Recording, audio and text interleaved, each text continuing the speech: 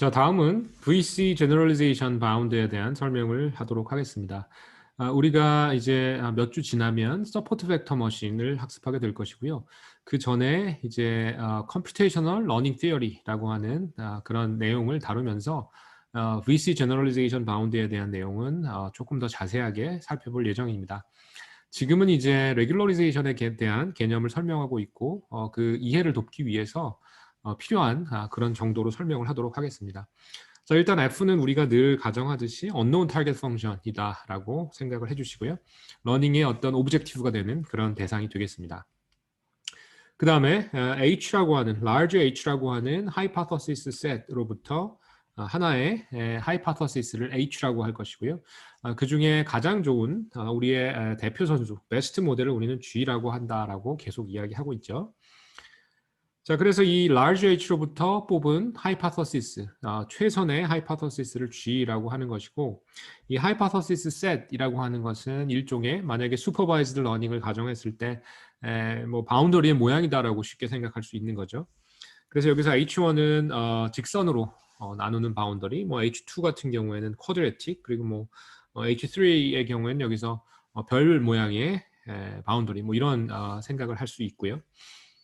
자, 그 다음에 VC Generalization Bound라는 것은 이제 아래쪽에 주석으로 달아놨습니다만 서포트 벡터 머신을 만든 이 베프닉 그리고 이제 동료 학자였던 체르보넨키스 이 두 분이 1960년대부터 90년대까지 이제 연구를 이제 해왔고 그 연구의 산물 중에 하나가 되겠습니다. 자, 그래서 일단 그 어떤 large H가 정해지느냐, 이제 거기에 따라서 H에 해당하는 DVC가 하나 주어진다, 뭐 이렇게 보면 될 수 있고요. 그래서 hypothesis set이라고 하는 그 대상에 대해서는 동일한 DVC가 가진다라고 생각을 하면 됩니다. 예를 들면 여기 지금 H1이라고 하는 hypothesis set 안에 무한대 개수의 직선이 있을 거 아니에요. 근데 이 직선들은 모두 동일한 DVC를 갖게 됩니다. 즉 large H가 정해지면 이 VC 디멘전이라고 하는 DVC라고 하는 것이 따라서 정해지게 될 것이고요.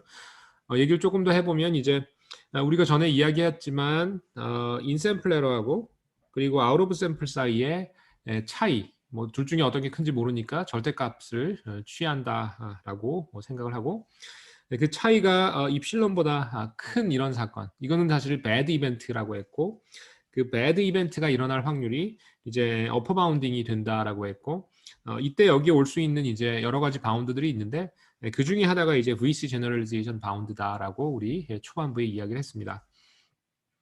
자, 그래서 다시 이 인샘플 에러와 아웃 오브 샘플 에러 사이에 차이가 있을 텐데 이것을 Generalization Gap이라고 얘기해주고 그 다음에 이 Generalization Gap이라는 것이 입실론보다 커지는 이런 이벤트를 우리는 배드한 이벤트라고 볼 수 있고 그 배드한 이벤트의 확률 값을 어퍼 바운딩하는 이런 바운드가 있으니 여러 가지 종류가 있을 수 있지만 그 중에서 VC 바운드라는 것은 이렇게 생겼고요. 내부를 보시면 여러 가지 팩터와 뭐 구성 요소들이 있습니다. 뭐 4 곱하기 2의 n승에 뭐 DVC 승에다가 뒤쪽에 이제 익스포넨셜 마이너스 뭐 어쩌고 나가고 그다음에 여기에 이제 이그젬플의 숫자인 n이 있고 그 전에 우리 이야기했던 거 기억해 보면 이 n이 무한대로 갔을 때 익스포넨셜의 네거티브 무한대니까 이건 0으로 가겠죠.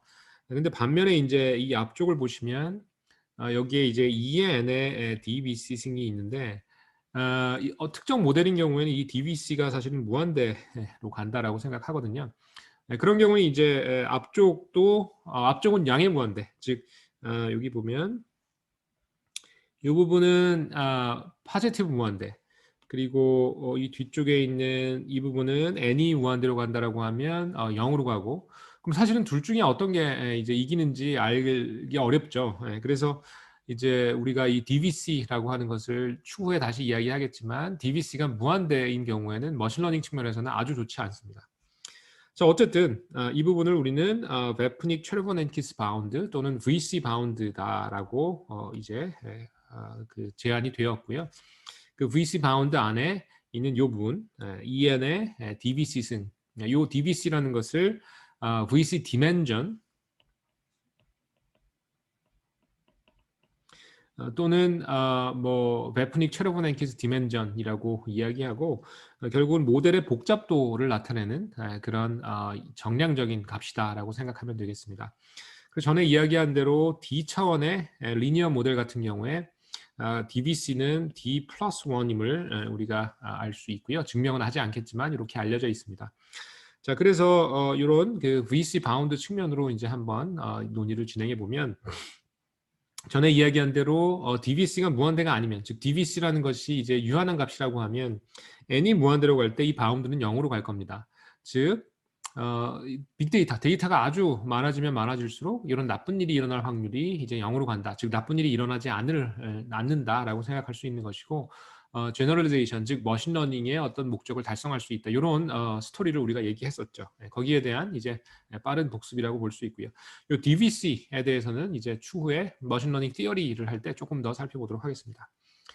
자, 그래서 위에 있는 요 이니퀄리티를 조금 간결하게 정리하면 이 아래쪽에 있는 이런 그 형태로 그 정리할 수 있습니다.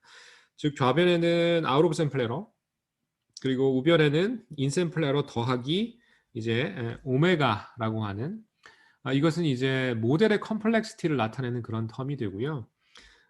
특정한 하이파서시스 셋이 정해진다라고 하면 그 안에 어떤 원성은 상관없이 동일한 오메가를 갖게 됩니다. 다른 말로 하면 이 오메가란 모델의 컴플렉시티를 나타내는 텀이고 이것은 하이파서시스 셋 H 전체의 함수예요. 그죠? 하나의 개별적인 원소의 함수가 아니고 large H가 정해지면 정해지는 그런 모델의 컴플렉시티 텀이라는 거죠. 자, 그래서 요 아래쪽에 적은 요 이니퀄리티를 이제 해석을 해보면 어떤 의미냐면 아웃 오브 샘플 에러란 인샘플 에러에다가 모델 컴플렉시티를 더한 것보다 작거나 같다라는 것이고요. 위쪽에 있는 이니퀄리티를 정리하면 이렇게 얻을 수 있고 당연히 이 이니퀄리티를 보면 아웃 오브 샘플 에러에다가 이제 뭐그 좌변에 아웃 오브 샘플 에러가 있고 우변에 인샘플 에러 더하기 오메가가 있는데 오메가가 모델의 컴플렉시티이기 때문에 모델의 컴플렉시티가 낮으면 낮을수록 당연히 아웃 오브 샘플 에러가 줄어들기 때문에 일반화에 유리하다 이런 이론을 우리가 만들 수 있다는 거죠. 자, 그래서 다시 한번 이야기를 하면 여기 있는 이 텀 오메가라고 하는 텀 이것은 모델의 컴플렉시티 복잡도를 나타내기 위한 그런 텀이고요.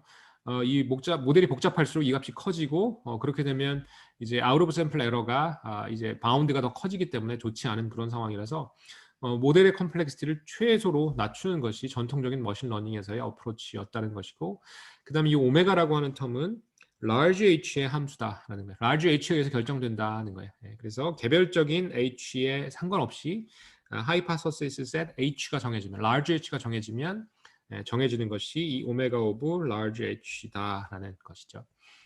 자, 그래서 왜 이렇게 large h의 그 함수라고 계속 강조를 하는지 이 뒤에 이제 다시 조금 더 얘기가 나오고요. 그 얘기를 이제 이어서 해보도록 하겠습니다. 자, 레귤러리제이션의 코어 컨셉은 방금 전에 얘기했던 그런 VC 제너럴리제이션 바운드를 이용한 이런 그 일반화에 대한 해석과 대비되는 이제 좀 장점이 있습니다. 그래서 보면 일단 방금 이야기했던 VC 바운드를 여기 다시 적었고요. 아까도 이야기했듯이 여기 모델의 컴플렉스를 나타내주는 이 오메가라고 하는 텀, 이것이 이제 결국은 하이파서시스 셋 H, large H가 정해지면 그 안에 있는 원소 어떤 거든 상관없이 똑같은 값을 갖게 돼요. 다른 말로 하면 이 H라고 하는 하이파서시스 셋 안에 어떤 녀석은 일반화가 좀 유리한 그런 그 모델도 있고 어떤 거는 그렇지 않고 좀 차이가 있을 수 있음에도 불구하고 어떤 하이파서시스 셋이냐 그게 정해지는 것만으로 이 전체 하이파서시스 셋에 대한 컴플렉시티가 정의된다라는 거죠. 그러니까 조금 너무 이게 선이 굵은 그런 거죠. 이 안에 다양한 모델이 있음에도 불구하고 가리지 않고 어떤 large H냐 그 사실에만 좌우된다라는 거예요. 자, 그래서 뭐 이런 그 VC 바운드 측면으로 보면 당연히 이제 전통적인 머신러닝에서의 어드바이스, 즉 무조건 간단한 모델을 써라. 이렇게밖에 얘기할 수 없는 거죠. 일반화를 좋게 하려면 무조건 간단한 모델을 써라. 간단한 모델이라는 게 간단한 하이파서시스 셋, 즉 오메가 오브 H가 작은 그런 모델. 예를 들면 리니어 모델을 써라. 이렇게 얘기할 수밖에 없었다는 거예요. 자, 반면에 regularization의 어떤 그 장점은 뭐냐면 이거보다 조금 더 세밀한 그런 분석이 가능하다라는 거예요. 그래서 여기에 이제 한 걸음 더 나아갔다라고 했는데 그게 뭐냐면 이제 large H에 여러 원소가 있어요. 근데 이제 그 안에서 일반화 능력이 달라질 수 있고 그 사실을 우리가 이제 이야기하고자 하는 거예요. 그래서 H라고 하는 하이파서시스 셋이 동일한 이제 뭐 VC 바운드 같은 걸 이제 갖게 되지만 그 안에 있는 각각의 원소는 뭐 다른 점이 있을 수 있어요. 그래서 그 다른 점을 이제 이 레귤러리제이션 측면으로 우리가 설명을 할 수 있다는 거죠. 자, 그래서 레귤러리제이션의 이제 핵심은 뭐냐면 여기 콘칵트라고 하면 뭔가 이렇게 칵테일 하듯이 이렇게 섞어서 만들어내는 건데 요렇게 오메가 오브 스몰 h로 아까는 오메가 오브 라지 h였죠. 굉장히 그 코arse grained에게 이 라지 h가 정해지면 그거에 대한 단위로 우리가 모델의 컴플렉시티를 조금 굵게 이렇게 정의했었다면 지금은 그게 아니라 인디비주얼 같은 H에 속하는 뭐 예를 들면 H1이 있고 H2가 있는데 이 large H 측면으로 보면 H1이나 H2나 똑같은 VC 바운드를 갖겠죠. 근데 그게 아니라 regularization 측면으로 보면 이 오메가라는 것이 H1, 오메가 오버 H2 이렇게 individual hypothesis 레벨로 정의될 수 있다는 거예요. 그래서 이제 그 기존의 어떤 VC 바운드 기반의 이런 일반화에 대한 이론이나 해석보다 조금 더 fine grained 돼 있는 그래서 아주 복잡한 모델을 나타내는 이런 H라고 하더라도 그 안에서 적절히 잘 조절하고 골라주면 일반화가 충분히 되는 그런 훌륭한 모델을 찾을 수 있다. 이런 그 아주 중요한 이론으로 발전을 하게 됩니다. 자, 그래서 결국은 이제 이 레귤러리제이션에서 핵심적인 아이디어는 그냥 이 인만 미니마이즈 하는 것보다는 똑같은 이 H 여기서 이 H하고 이 H 인디비주얼 하이파서시스의 함수로 정의되는 그 인디비주얼 하이파서시스의 어떤 그 모델 컴플렉시티 복잡도에 해당하는 이제 텀이 있을 것이고요. 이 두 개를 같이 미니마이즈 뭐 어떻게 얘를 섞는지는 이제 바로 나오는데 이 두 가지를 같이 미니마이즈 해야 된다는 겁니다. 즉 트레이닝 에러도 미니마이즈 하지만 모델의 컴플렉시티도 미니마이즈하는 그런 아이디어를 우리는 사용하게 된다는 거예요. 자, 그래서 여기 위에 적혀 있는 거와 같이 트레이닝 에러 또는 인샘플 에러만 미니마이즈하는 기존에 우리 레귤러리제이션 배우기 전에 했던 그것이 아니고 그거에 더해서 모델의 컴플렉시티 그런데 하이파서시스 셋 전체가 아닌 인디비주얼 모델에 대한 컴플렉시티 즉 오메가 오브 스몰 h를 고려해서 이 두 가지가 조합된 것을 우리가 같이 미니마이즈 해준다라는 개념이 레귤러리제이션의 핵심이 되겠습니다. 자, 그래서 예를 들면 바로 이제 다시 디테일을 학습할 텐데요.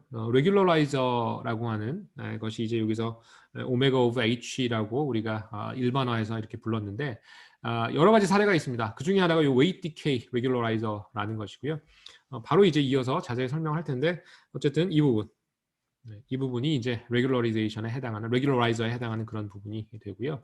그냥 인샘플 에러만 미니마이즈 전처럼 하는 것이 아니라 그 뒤에 이렇게 새로운 텀을 붙여서 모델의 컴플렉시티를 나타내는 텀이고 이것의 의미는 인샘플 에러도 미니마이즈 하지만 이제 모델의 컴플렉시티도 최대한 간단한 모델을 우리가 사용할 수 있도록 그렇게 같이 미니미제이션 해주는 것이 레귤러리제이션의 핵심이라 볼 수 있습니다. 자, 그래서 이제 이 오메가 오브 스몰 h라고 하는 것은 기존의 인샘플 에러만 그 우리가 최적화하는 것에서 넘어서 같이 둘을 조합해서 그렇게 미니미제이션 해주는 그런 그 최적화의 대상이 됩니다. 자, 그래서 이렇게 해주면 이제 그 피팅도 신경을 쓰지만 일반화도 신경을 쓰게 되면서 러닝 프로세스를 조금 컨스트레인 하게 됩니다. 즉 간단한 모델 이렇게 그렇게 함으로써 오버피팅에 견딜 수 있게 해주는 그런 원리다라고 보면 되겠습니다. 자, 그래서 이것이 이제 주는 중요한 함의가 있습니다. 이것은 뭐냐면 이 위쪽의 VC 바운드만 가지고 이야기하던 그런 전통적인 그 레귤러리제이션이 그 고려되기 이전 상황을 생각해 보면 무조건 이러니까 지금 여기 나와 있는 대로 뭐 무조건 이 하이파서시스 셋을 간단한 걸 쓰는 게 좋다라고 무조건 우리가 얘기했던 거죠. 라인과도 같은 간단한 걸 쓰자. 그런데 이제 그 여러 가지 데이터도 복잡해지고 모델의 어떤 복잡도도 올라가야 될 그런 필요가 있고, 그래서 이제 사람들이 이제 궁금해하는 게 이제 이런 거죠. 아니 딥뉴럴 네트워크는 매우 복잡한 모델인데 그럼 위에서 얘기한 VC 바운드 측면으로는 이거는 일반화가 안 되는 거 아닙니까? 그런데 이제 그것을 조금 더 세밀하게 분석하자는 거예요. 그래서 딥뉴럴 네트워크 전체를 나타내는 하이파서시스 셋은 매우 복잡할 수 있어요. 그러니까 이것의 VC 바운드를 위한 오메가 오브 라지 H를 계산하면 이건 매우 크다 하는 거예요. 하지만 레귤러리제이션을 제대로 잘 한다라고 하면 비록 H라고 하는 딥뉴럴 네트워크의 뭐 HDB라고 할까요? 굉장히 복잡한 모델 그 하이파서시스에 속하는 어떤 그런 H 이긴 하지만 그럼에도 불구하고 인디비주얼한 모델의 컴플렉시티는 낮을 수 있다는 거예요. 그래서 레귤러리제이션을 통해서 그렇게 아주 비싼 모델 패밀리에 속하는 모델 하이파서시스라고 하더라도 실제적인 복잡도는 낮출 수 있게 해주는 그런 역할을 레귤러라이저가 해줍니다.